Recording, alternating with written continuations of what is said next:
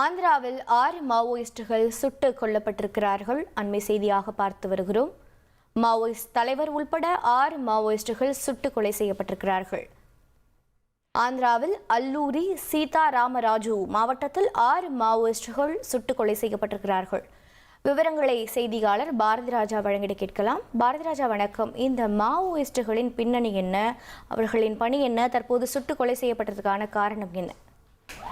கண்டிப்பாக அல்லூரி சீதாராமன் டிஸ்ட்ரிக்ட்ல இருக்கிற மரேடுமில்லி அப்படின்ற இடத்துல இருக்க வனப்பகுதியில மாவோயிஸ்டுகள் பதுங்கி இருப்பதா போலீசாருக்கு தகவல் கிடைக்குது. அங்கு போகும்போது மாவோயிஸ்டுகள் போலீசார் மேல துப்பாக்கி சூடு நடத்துறாங்க. பதிலுக்கு போலீசார் தரப்பிலும் துப்பாக்கி சூடு நடத்தப்பட்டதுல 6 மாவோயிஸ்டுகள் கொல்லப்பட்டிருக்கார்கள். இதுல முக்கியமான இந்த மாவோயிஸ்ட் அமைப்புடைய தலைவராக கருதப்படும் ஹிதிமா அப்படின்றவர் மாதவி ஹிதிமா அப்படின்றவர் சுட்டுக் கொல்லப்பட்டிருக்கார். இவர் தான் இந்த மாவோயிஸ்ட் கூட்டத்தின் தலைவர் அப்படின்னு சொல்லப்படுது. இவருக்கு 26 தாக்குதல்ல இவருக்கு முக்கிய தொடர்பு இருப்பதாகவும் இதுல தேடப்பட்டு வந்த குற்றவாளியாகவும் இருந்தார் அப்படின்றது குறிப்பிடத்தக்கது. 2007 தொடங்கி 2010 76 வீரர்கள் கொல்லப்பட்டது. அதே போல 2013 காங்கிரஸ் தலைவர் கொல்லப்பட்டது. 2017 சிஆர்பிஎஃப் வீரர்கள் கொல்லப்பட்டது அப்படின்னு சொல்லி பல வழக்குகள்ல, அதாவது 26 வழக்குகள்ல இவருக்கு தொடர்பு இருக்குது. அதாவது 26 தாக்குதல் இவருக்கு தொடர்பு இருப்பது கண்டறியப்பட்டிருக்கிறது.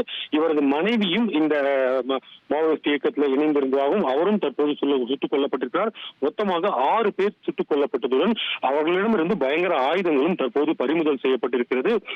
மேலும் 3 பேர், தற்போது வரைக்கும் 4 பேரது விவரங்கள் கிடைத்திருக்கிறது. ஹிதிமா ஒன்று, அவரது மனைவி ராஜே, அப்புறம் செல்லூரி நாராயணா, டெக் சங்கர். மீது 2 பேரது விவரங்கள் வர வேண்டியிருக்கிறது. அதை இன்னும் சற்று நேரத்தில் போலீசார் அறிவிப்பார்கள் என்று கூறப்படுகிறது. இன்று காலை நடைபெற்ற இந்த மாவோயிஸ்டுகள் வேட்டையில் 6 பேர் சுட்டுக் கொல்லப்பட்டிருந்தாலும் கூட மேலும் சிலர் அந்த வனப்பகுதியில், அடர்ந்த வனப்பகுதிக்குள் பதுங்கி இருப்பதாக போலீசார் சந்தேகிக்கப்படுவதால் தொடர்ந்து தேடுதல் வேட்டையானது நடைபெற்றுக் கொண்டுதான் இருக்கிறது. 6 பேரின் உடலும் தற்போது மருத்துவமனைக்கு பிரேத பரிசோதனைக்காக கொண்டு வரப்பட்டிருக்கிறது. விரைவில் அதிகாரப்பூர்வ விவரங்கள் யார் யார் எந்தெந்த மாவட்டத்தைச் சேர்ந்தவர்கள் அப்படின்ற விவரங்கள்லாம் நமக்கு தெரிய வரும். இப்போதைக்கு 4 பேரது விவரங்கள் அறிவிக்கப்பட்டிருக்கிறது. மீதி 2 பேரது விவரங்கள் விரைவில் தெரிய வரும். மேலும் தேடுதல் வேட்டை என்பது தொடர்ந்து நடைபெற்று வருகிறது. தகவல்களை வழங்கியதற்கு நன்றி பாரதி ராஜா.